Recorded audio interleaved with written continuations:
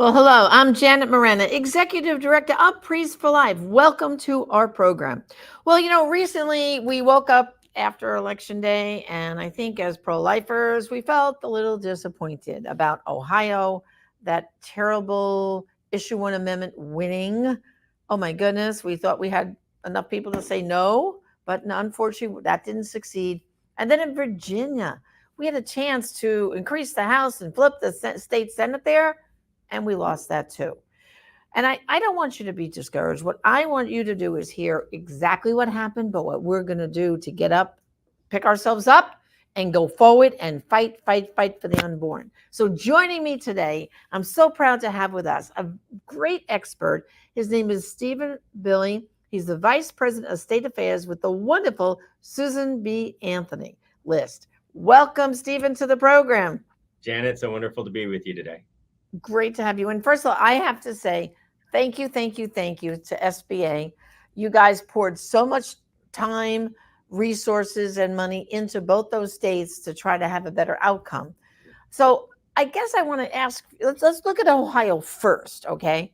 I know that we all know there was Protect Women Ohio, the coalition of all the pro-life groups, Priest for Life. We did a lot of work with everyone on our list, phone calls, emails, postcards, so many groups we all, unlike last year, I do think the pro-life movement, the national groups understood we have to make the state initiatives a national issue by all of us working towards that goal. So wouldn't you say at least we did better rowing the boat together? Yeah, absolutely. I mean, I think you covered it well, saying it was a disappointing Wednesday morning when we woke up after those elections. But there's a lot to take away from Ohio for us to move forward. And we know that this is the greatest human rights fight of our lifetime. And we're not going to win those battles every single time, but we are in it for the long haul. And as a movement, we're going to continue to stand up and speak for the unborn and stand with those mothers in their times of crisis or unplanned pregnancies or just working with them so that they can love their children. And I think there's a lot that we can take away from Ohio. We had an incredibly unified movement, as you mentioned, at the national level. We had groups coming together. We had the state groups all working together, working in unison. But on top of that, we had Governor DeWine helping lead the fight, filming himself for TV ads, being out there engaging with the media and bringing the message and the truth directly to the voters. Senator J.D. Vance was engaged. We had other statewide officials and candidates engaging in the race. And so I think we saw, for the closing of that campaign, for the, following the August election, heading into November, for the first time, we saw the pro-life movement fully unified, working alongside pro-life political leadership. And that's something that we have to build on going forward into other fights. Right.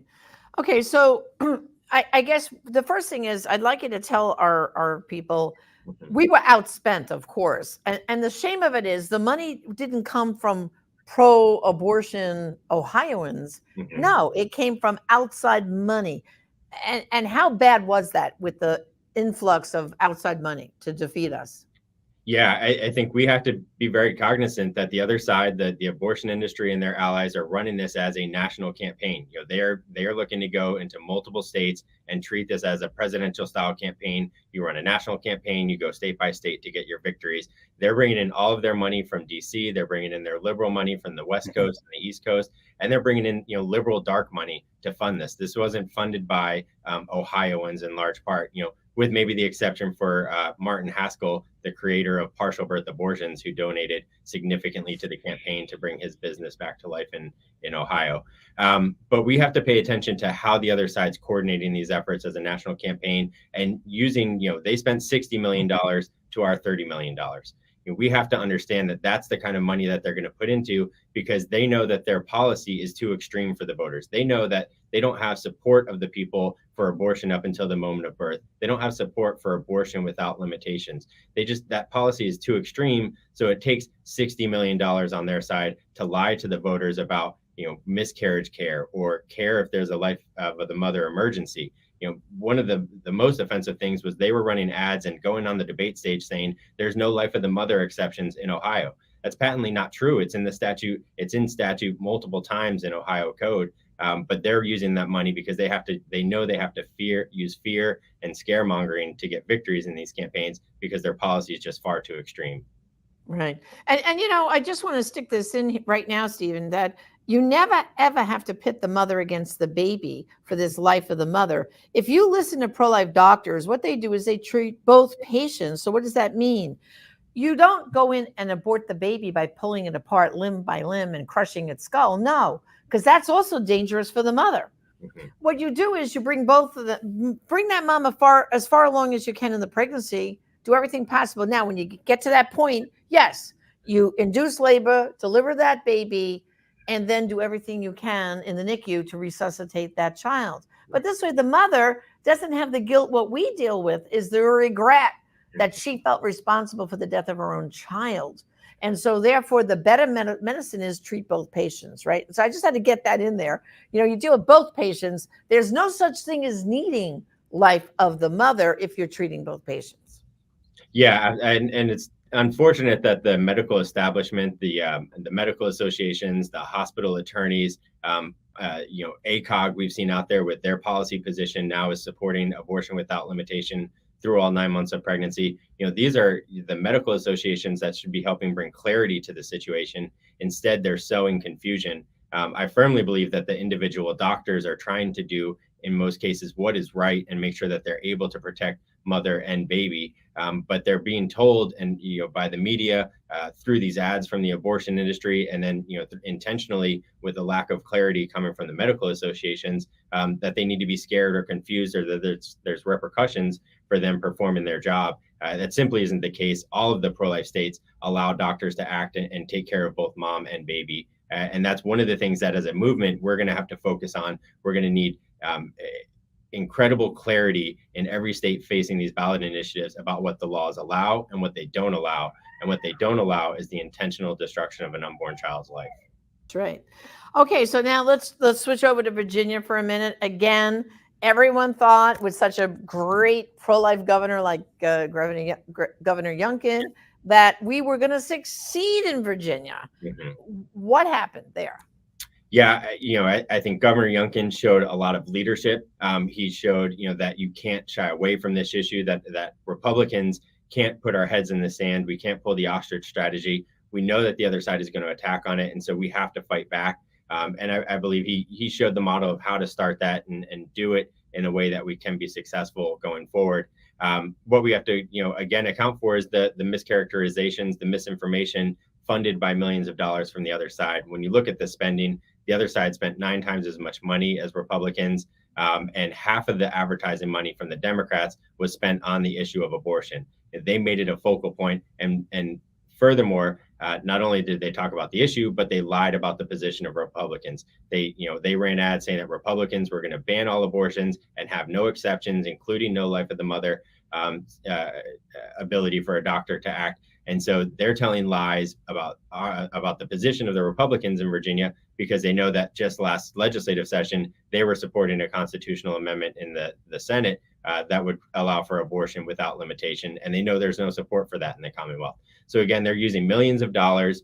They're using national groups. They're getting support from all over the country to run these ads that lie about the position of the Republicans, that lie to the voters and spread misinformation. And we're going to have to find a way to talk directly to the voters, because we also can't rely on the legacy media. We saw that in both Ohio and in Virginia. The legacy media has bias. They are bought and sold for. They are hook, line, and sinker for the abortion industry. And we have to do a better job at combating that, talking directly to the voters when we don't have the ability to go through legacy media. And, it's going to be very hard for us to go dollar for dollar on TV against the Democrats in the abortion industry. Right. Well, the other thing, too, I think doesn't help us is that the 3 weeks right before the election, what do the Republicans do? They have a fight over the speaker, and they don't legislate. They're not working. They hold Congress for 3 weeks. Mm-hmm. So I think also there was a little bit of being so many of the people who live in Virginia also work in DC. And there might have been a little bit of we're annoyed just with the Republicans because look what you did with the whole thing, shutting down not shutting it down, but just a stalemate while you fought over a speaker. I don't think that helped us. I would rather have that fight not have happened, right? It was like, we don't need this right now, because the other side will always paint that against us, use everything they can against our side. All right, but let's think positive now for next year. We have quite a few states that have amendments that they're trying to get on the ballot for 2024 elections. However, they have to get signatures. So let's look at state by state in this whole thing that we're trying to say decline to sign, don't sign this. Tell us where we are state by state in that battle. Yeah, so I'll quickly just go through kind of the list of states that are live and then dig into them a little bit. Signatures are being collected in Florida. Signatures are being collected in South Dakota. Signatures are being collected in Arizona. Missouri and Nebraska amendments have also been filed, but they're not yet in the signature collection phase.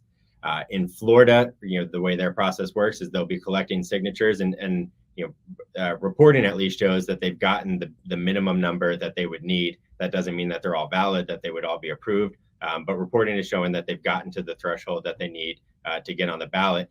But they're going through a litigation process in Florida where the amendment gets referred to the Supreme Court for an opinion on whether it meets the statutory requirements. Is that amendment language single subject, and is it misleading to the people of Florida? And the Attorney General Moody, wrote a very strong brief arguing that the amendment violates that statutory requirement. Susan B. Anthony, Pro-Life America, also filed a brief along with the coalition that's formed down in Florida, basically arguing that no, this is a multi-subject amendment. You're talking about pre-viability limitations and protections. You're talking about post-viability protections. You're talking about medical standards, conscience rights, all kinds of different areas and topics and subjects come into play. In addition to the fact that the way the amendment's written and the summary language provided by the abortion industry is misleading to the voters. It does not fully characterize the impact that this amendment would have in the state of Florida. So that litigation will move forward as briefs are filed and then move into oral arguments. In Arizona, I'm sorry. So just for Florida for a minute. So when might the state Supreme Court here in Florida hear that case, and when might we get a decision on that? Briefings are happening right now. The court hasn't scheduled oral arguments. My best guess would be that there's oral arguments sometime by the end of the year. A decision probably is likely early in the next year. Okay, so stay with Florida for a second. Mm-hmm. So I know there's a lot of groups, including ours, that are working on this, telling people decline to sign. Sure. Are they still out there trying to garner more signatures? And should we still try to stop people from signing it? Definitely. And another part of decline to sign that can be very beneficial to us is it's a chance to directly engage with individuals, voters. So whether you're in Florida or Arizona, or they're doing a really good job with it in South Dakota, it's an opportunity to talk to people and explain to them, what is this amendment really about? What is the extreme policy of abortion up until the moment of birth with no restrictions, impacting parental rights? Make sure that you're using the opportunity to talk to people during decline to sign and educate them, because then as we move into a campaign situation, we'll have that educated base of voters to work with already. We'll have used the time wisely to make sure we're exposing the extreme policies the other side is pushing. Okay, so what state's next? Arizona. So their language was most recently filed. They're in the signature collection phase. A decline to sign effort is getting underway. And again, the opportunity to utilize that effort to discuss with people and explain to them, make sure that we're exposing how extreme the policy is.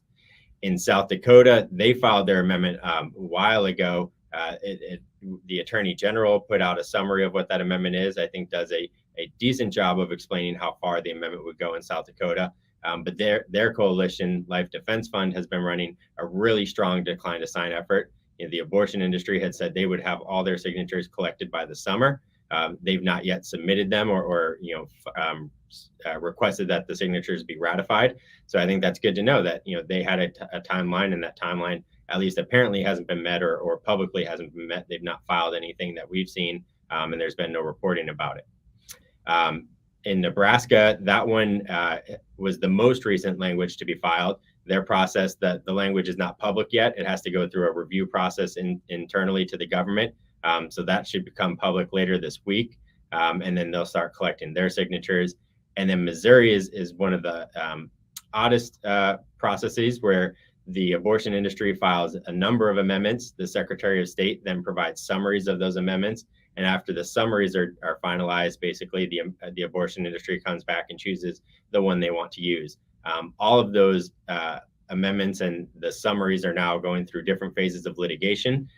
But I think one of the things to really pay attention to in Missouri is they're saying the quiet part out loud. The abortion industry is actually having public infighting with itself, where members of the abortion industry and their allies are coming out and saying they won't support any amendment that has any kind of limitation. They've even gone as far as saying that a limitation at viability would be too much for them to get behind if that's included in an amendment there. And so I think, we have to really understand and utilize our knowledge and from each of the fights that are happening, and how that's going to impact all the states going through the ballot initiative. So if you've got the abortion industry in Missouri saying they will accept no limits, that is their goal. That's their true end goal in the other states. And we're seeing that play out in Michigan right now, where they're moving forward, repealing basically any pro-life protection that's been in place. Now that they've passed the abortion amendment there, they're getting rid of all the protections in law. Well, and one of the things I think that they're zeroing in that we should point out is they're trying to get rid of in these states that have women's right to know things in their laws. They're trying to wipe that out too. And when when you think about that, women's right to know, like, what's wrong with that? Why shouldn't someone be? You're about to undergo a procedure, a medical procedure, to destroy the life of your unborn child. Why shouldn't you know about the procedure, fetal development? Why shouldn't you go in full force with all the knowledge and then say, okay, I agree, right? I mean, they're really going after just women's choice, so to speak, right? Because if knowledge is power, so if you know, now you can choose, right? Yeah, I mean, when you look at what they're going after, when they're trying to take away informed consent, their amendments would eliminate health and safety standards for abortion clinics. They would, prevent regulation of abortion clinics to make sure that they're, have cleanliness and that we're not repeating the horrors of Gosnell all across the country. You look at the things that they're opposing, and I don't know how, they can then, with a straight face, make the argument that they're the party of choice or that they're the ones standing up for mothers. It just really doesn't seem that that's the case when they're getting rid of any protections or any information that could be given to mothers during that period. And it's not what they say as much as what they do. Not only are they repealing the laws up in Michigan, but they've been in court making these arguments. All the laws that have been able to be passed and implemented under Roe v. Wade, the informed consent, the waiting periods, the medical standards, the ACLU and Planned Parenthood and the abortion industry have been in court fighting against those, saying that those are undue burdens, that they're hindering the abortionists. So it's their actions that speak louder than their words, and show what their true intent really is. Wow. Okay, so let's just review it for everyone, because I think we're in a very tight timeline now going into 2024. And a lot of people are kind of paying attention to the presidential candidates and the primary discussions and all that. So I don't want us to lose sight of, we have some hard deadlines coming up. I think Florida is February 1st. And even if they're touting and saying, oh, we have enough signatures, no, because we don't know how many signatures will get thrown out, and then they'll need X amount more. So we should still, from now till February 1st, Floridians and everyone, if you know someone in Florida, you should be contacting them. Do not sign the petition, right? February 1st is Florida, right? Correct. And then Arizona is July. Missouri would be 6 months prior to the election. So I believe that would be around May, but they don't have their final amendment in place yet. Right. South Dakota would be November 2023. So they're 1 year prior. So they're coming up on their deadline there. And then Nebraska would be the other one. They have until July 2024. So those dates are very important for everyone to remember, and also know that it really is so important to start those conversations now. Absolutely. Because if you talk the decline to sign and don't get people to sign, even if by lying and they get it on the ballot, you've already educated the people why they wouldn't vote for that amendment. You know what I'm saying? So you're kind of working towards November anyway, or the fall, because some of these states have early voting. It's not too late to reach out. And I tell everyone, take out your Christmas card list. Take out all the people that you get in touch with, at least at Christmas time, and make sure you're alerting them. Because I think, Stephen, the biggest problem we have is we're asleep. We're sleeping. And our people a lot are not aware. I can tell you a story about one of the members of my parish. This woman she was coming out of the library, and someone was there getting signatures, and they lied. They said, "Oh, would you sign this petition to help women's health?" And she goes, "Oh, women's health, that's good." She signed it. Then she found out what it was. And she goes, "I would never have signed it." And then she went a step further to see if she could remove her signature once she put it in. The law won't let her do that. She was not allowed to rescind her signature. So it's very important that we have those conversations. So the rest of the ladies that are in that social committee at my parish, they all know, don't sign the petition, because she made sure. And she's telling everybody she knows, don't sign. Look what they did to me. They fooled me. So Yeah. I think this has to be, don't you agree, a person to person, everyone, while groups like SBA List and Priest for Life, we're going to educate everybody. We're going to send emails, postcards, and all that. But don't sit back and just wait for us. Don't we need everybody in the conversation? Absolutely. We're going to have these, fights person to person, conversation by conversation. You look at in Michigan, they did an incredible job when they, had that fight in front of them. They raised and spent over $20 million. The abortion industry spent $40 million. In Ohio, the coalition was able to pull together $30 million over the last year. The abortion industry spent $60 million. And on top of that, they've got the legacy media willing to repeat their lies while they fact check the true things that the pro-life movement is saying. So the way we're going to have to cut through that noise is by person-to-person conversations, go voter by voter, and make sure that we're educated about how extreme these amendments are, and also, refuting the misinformation that's out there. The other part about the dates that you bring up, I think, is important. Is this work has to start now.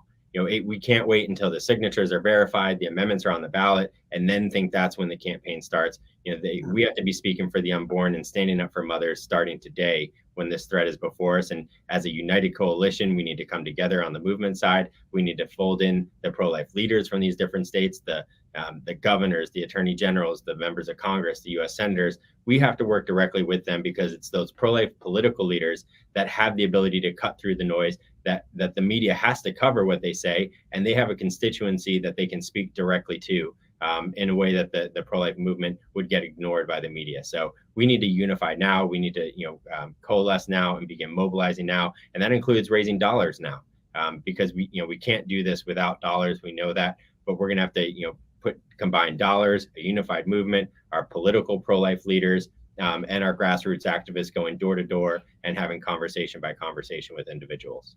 So just remind everyone, Stephen, your website, because you will constantly keep it updated with all this information. Remind them the website and how to find the info. SBAProLife.org is our website. Perfect. Perfect. Well, give my best to Marjorie Dannenfelser and your entire team. And we so much appreciate all the work you do. And we, of course, here at Priest for Life, fight along right beside you. And let's just go on, because, we're out there to save moms and babies. And I think we can do it if we all do it together. So thanks for joining me. Absolutely. Thank you so much, Janet. We've got a huge fight ahead of us, but we've been built for this as a movement that constantly is out there speaking for the unborn and standing up and standing for mothers. We're built for the long haul. This is the greatest human rights fight of our generation, and we're not going to give up after a few battles that we've lost. That's right. Well, thanks again. God bless. God bless. Thank you. Well, brothers and sisters, I hope you're inspired to get into action right now. And again, it's everyone's job to do this. Everyone has to have those conversations. And remember, at the end of the day, brothers and sisters, there are some abortions only you will be able to stop. And therefore, some lives only you can save. Join us again next time. Thank you, and God bless.